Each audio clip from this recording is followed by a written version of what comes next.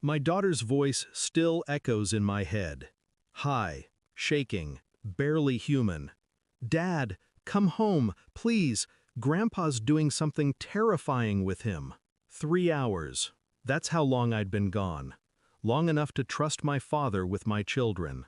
Long enough to forget why I shouldn't. The road blurred. Speed limits vanished beneath my tires.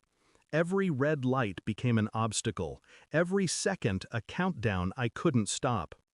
When I reached the house, I didn't knock. I kicked the door open so hard it cracked the frame. My father was standing over my son, my 2-year-old, barely breathing, pale, still. But it wasn't what I thought, not yet. There was a syringe in my father's hand. His eyes, glassy, trembling. "Don't move," he said quietly. My world tilted. For a second, I thought I was going to kill him right there. Then I saw the vial on the table. The label was medical, familiar. Something else was going on, something worse. He said it was medicine, just an old prescription, he mumbled, hands shaking. He was coughing. I was helping. Helping? The word rang hollow. I grabbed my son, checked his pulse, shallow, but there. My daughter stood frozen in the doorway, her small body rigid with fear. "Go to your room," I told her. My voice didn't sound like mine. I called 911. The paramedics came fast. They took my son, hooked him to oxygen, said it was close, too close. My father stood there the whole time, silent. When they left, I looked at him. He couldn't meet my eyes. Later, after the hospital called to say my boy was stable, I sat in the dark of my car, parked outside his house. Something wasn't adding up. If it was a mistake, why the syringe? Why the locked door? Why did my daughter say she heard him talking to someone before she screamed for help? And then I remembered something my mother said years ago. Your father was always too good at pretending. Pretending to care. Pretending to protect. Pretending to be human. I started digging, quietly. Old hospital files, my father's medical records, his prescriptions, his past. He'd worked in pediatrics before retiring. That much I knew. But what I didn't know was how it ended. Suspensions, ethics complaints, quiet settlements. Nothing public. Everything sealed. The deeper I went, the worse it got. 2 cases. Both children under 5. Both died of unknown complications, and both in his care. I didn't sleep that week. I barely ate. I spent every night watching old home videos, looking for something, some clue I'd missed, and I found it. One clip from when my daughter was a baby, my father holding her. She's crying, thrashing, terrified.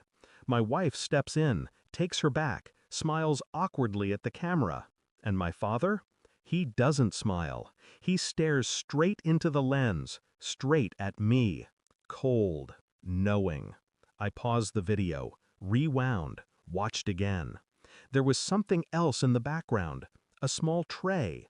Needles. A bottle. The same label I saw on the vial that day. My chest tightened. This wasn't an accident. It never was. When I finally confronted him, I didn't raise my voice. I brought the evidence, photos, documents, the video. I placed everything on his kitchen table, one piece at a time. He didn't deny it. Not really. He just sighed, like I disappointed him. "You don't understand," he said softly. "They were sick. I was helping them. I was saving them from suffering." Saving. That word again. I asked him, why my son? He smiled. A faint, tired smile that made my stomach twist. "He's special," he said, "like you were. I just wanted to make sure he didn't grow up broken." Broken. I felt my pulse slow, my breath steady. I didn't shout, didn't strike him. I just looked at him. Really looked. And realized I wasn't staring at a man. I was staring at a disease. I waited until morning, called a friend at the hospital, an old colleague with access to the right people. I handed everything over. The files, the evidence, the video. It took less than a day. They came for him quietly, no sirens, no cuffs. Just 2 officers and a plain car. He didn't resist, didn't ask for me. But I went anyway, to the station, to the small, windowless room where he sat alone. He looked smaller, older. I leaned against the glass and whispered, not loud enough for him to hear, "You finally saved someone, Dad. Me." Because when you see the monster clearly, you stop being afraid of its shadow.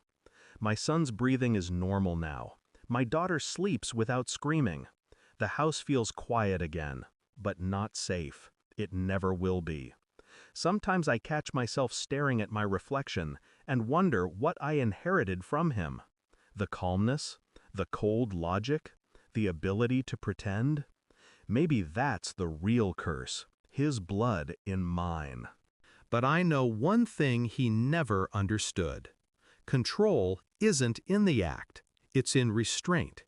He thought he was God. I learned to be the judge. And when I close my eyes at night, I don't dream of what he did. I dream of what I didn't do. Because that's how you end a legacy. Not with violence, but with silence so complete it becomes justice. Thanks for watching. Don't forget to like, share, and comment. Subscribe now to Cheating Stories Insight World for more amazing stories.